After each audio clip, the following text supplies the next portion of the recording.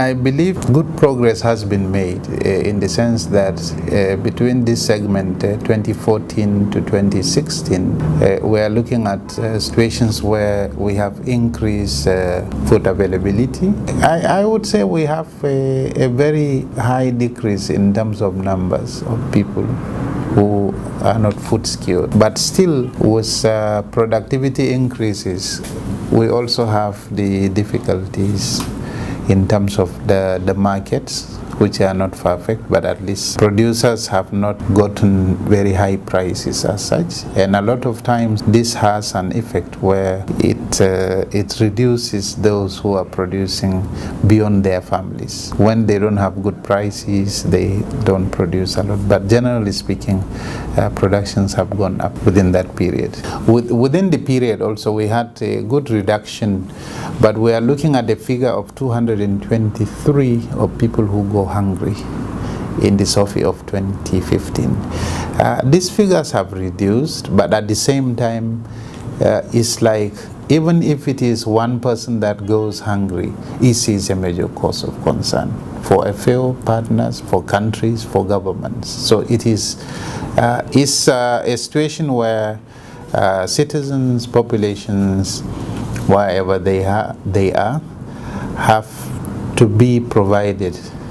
That is to have availability, to have affordability, access, and also sustainability of how they can get food secured, nutrition secured. So it is important. And of course, lest I forget the issues of conflicts in quite a number of countries across Africa.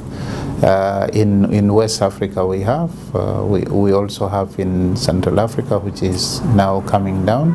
In Eastern Africa we also have. So these are places where farmers, producers, herders, fishers, and foresters are not really having access to farm, sometimes physical access, sometimes input access, sometimes marketing aspects. And marketing here is not just those who want to sell, but even those who want to buy food of any type.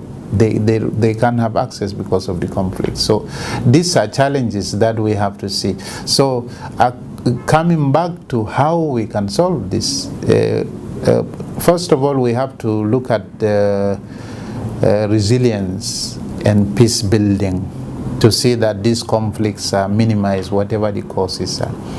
Then we also have to look at climate smart agriculture, to scale it up where it has worked, and we have quite a number of best practice cases within the African continent, and these are things that we can scale. Some recent phenomena where we have diseases of wild animal nature which affects humans. Of course, we have the Ebola cases. Right now having avian flu, influenza, which is affecting quite a number of countries in Western and Eastern Africa. And we are still also looking at the new strain of those that are coming from wild migratory birds, which actually come from outside of Africa.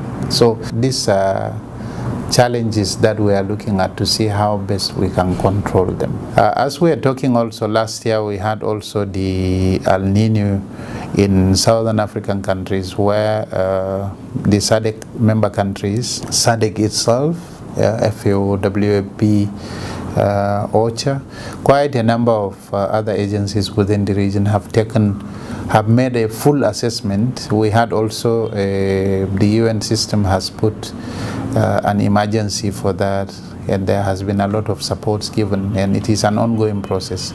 We also have the El Nino, which is the opposite of El Nino, where we have a lot of floods and all this. It's happening slowly. We are observing those to see what has happened. But within 2014 and 2015, it's very clear that countries like Zimbabwe, Malawi, they had both of them. They had El Nino and also La Nina, where we have the droughts and also floods coming back.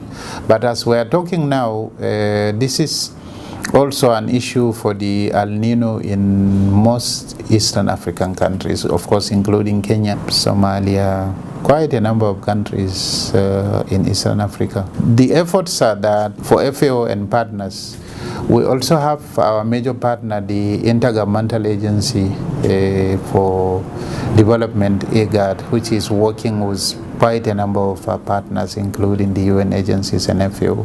And we are looking at how best we can look at those. So when we have El Nino, it's not just humans. The effect goes beyond humans because the livestock is also affected. And we see livestock as part of the food chain and the food agri-system. So the contributions coming from the livestock sector is also affected for being an income earning as well as food and nutrition. So it is very serious, but we are looking at how best we can work together in partnership with the governments also to see how we can overcome, first of all, the immediate requirements and requests for humans and livestock. Where it is for humans, some emergency food supply before we go into the seasons to start will come in.